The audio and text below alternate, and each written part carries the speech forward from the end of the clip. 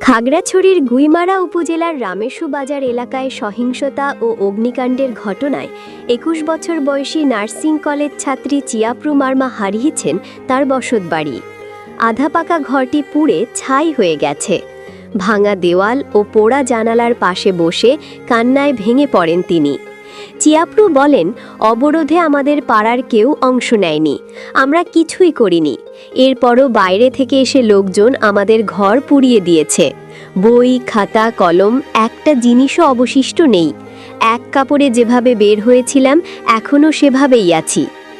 গতকাল রোববার খাগড়াছড়ি তার পাহাড়ি কিশোরীকে দলবদ্ধ ধর্ষণের প্রতিবাদে পাহাড়ি সংগঠন যুগ্ম ছাত্র জনতা অবরোধ কর্মসূচি পালন করে। এই কর্মসূচিকে কেন্দ্র করে রামেশু বাজার এলাকায় বিক্ষোভ ও সহিংসতা ছড়িয়ে পড়ে।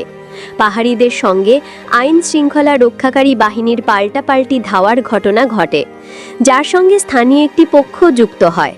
সহিংসতার সময় গোলাগুলির শব্দে ভীত হয়ে চিয়াপ্রু ও তার পরিবার ঘর ছেড়ে পালিয়ে যান। পরে ফিরে এসে দেখেন আগুনে সবকিছু পুড়ে ছাই হয়ে গেছে। তার কৃষক বাবা ও পরিবারের দোকানও এই আগুনে ধ্বংস হয়েছে। তাদের বাড়ির আশপাশে আম, লিচু, সুপারি ও নারিকেল গাছে ভরা ছিল আঙিনা। আগুনের লেলিহান শিখায় সেই গাছগুলোরও ক্ষতি হয়েছে। আগুনে পোড়া গাছপালা এখন নীরবে সাক্ষ্য দিচ্ছে সেই বিভীষিকার। বিক্ষোভ চলাকালে বাজারের দোকানপাট ও বসতবাড়িতে ভয়াবহ অগ্নিকাণ্ড ঘটে। পুড়ে গেছে অন্তত ৪০টি দোকান, ৫০টির বেশি বসতবাড়ি এবং কয়েকটি গুদামঘর। আগুনে ১৮টি মোটরসাইকেলও ধ্বংস হয়েছে। পাহাড়িদের পাশাপাশি স্থানীয় বাঙালিদের দোকান ও ভবনও আগুনে পুড়ে যায়। বাজারের প্রবেশমুখে স্থানীয় ব্যবসায়ী গণেশ ঘোষ ও সুমন ঘোষের মালিকানাধীন ২টি ভবন, একটি করাত কল এবং একটি হলুদের গুদামও আগুনে পুড়ে গেছে। আগুনের উত্তাপ কমে এলেও এলাকা জুড়ে এখনও উত্তেজনা বিরাজ করছে।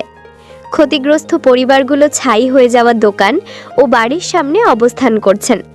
সড়কের দুই পাশে আগুনে পোড়া ধ্বংসাবশেষ ও মোটরসাইকেল পড়ে আছে। স্থানীয় পাহাড়িরা অভিযোগ করেছেন তাদের ঘরবাড়িতে স্থানীয় বাঙালিরা আগুন দিয়েছে। তবে এ অভিযোগ অস্বীকার করেছেন গুইমারার স্থানীয় ওষুধ ব্যবসায়ী হাফিজুর রহমান। তিনি বলেন, সেনাবাহিনীর মেজর সহ আইনশৃঙ্খলা রক্ষাকারী বাহিনীর উপর হামলার কারণে স্থানীয়রা ক্ষুব্ধ হয়েছিল, কিন্তু কেউ আগুন দেয়নি।